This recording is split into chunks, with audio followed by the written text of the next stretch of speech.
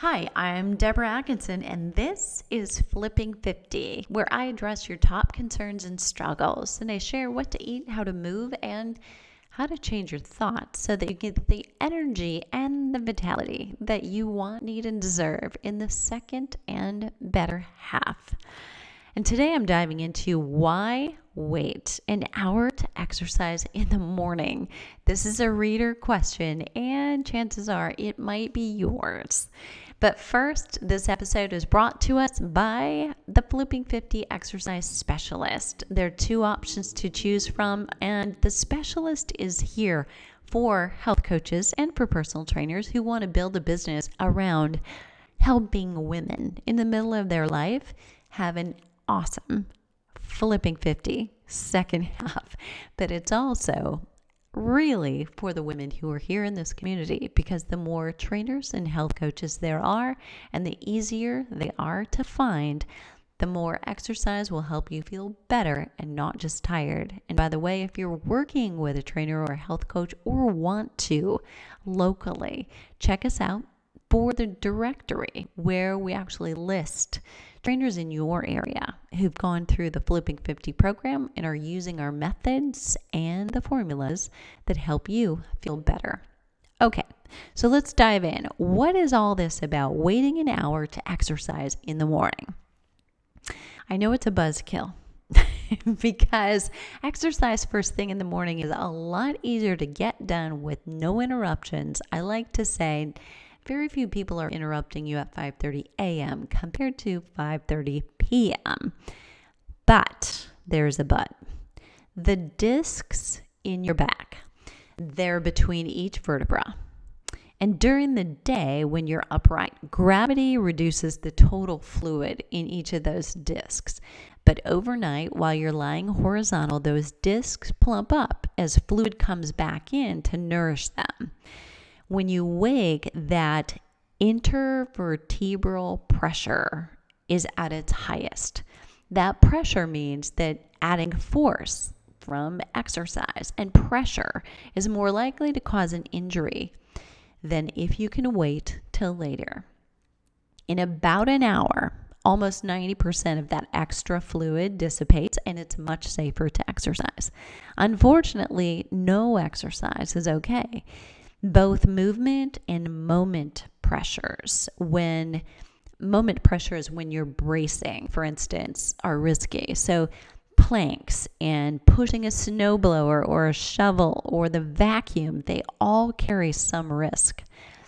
Movements with BLT, bending, lifting, or twisting, are the worst. And definitely, if you're bending, lifting, and twisting, as you are in many yoga poses, when you combine them, they're much more risky. So yoga, while it may seem gentle, is often one of the worst things that you can do first thing in the morning. Those of you with larger frames, thicker bones, you're at greater risk. Sit-ups and crunches are a greater risk factor for you too, although all of us put a significant amount of pressure on the lumbar spine with crunches and sit-ups. And if you need to be convinced, I can link you to a couple different episodes that will point you in that direction. The best practice is probably to get up a little earlier or wait a little longer to exercise.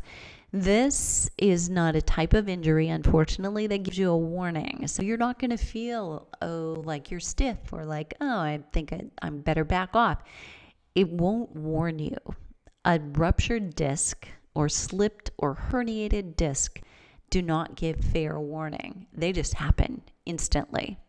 So no problems to date doesn't mean you aren't headed for one.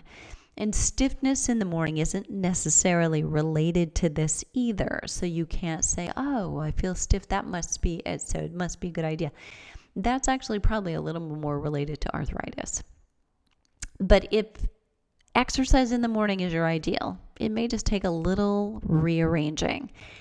I've done my job in letting you know that there is risk. There's inherent risk with any exercise. But letting you know that the older we get, potentially we've gotten by with no injury, knock on wood, and I hope that's true of you. But if you want to be a little bit more cautious, because we value moving freely, many of you I know have told me that exercise is the way you negate stress. And so if you were sidelined because you didn't listen to something that might have helped you avoid it, how would you feel? That's my question to you. So whether or not you choose to use this information is totally up to you.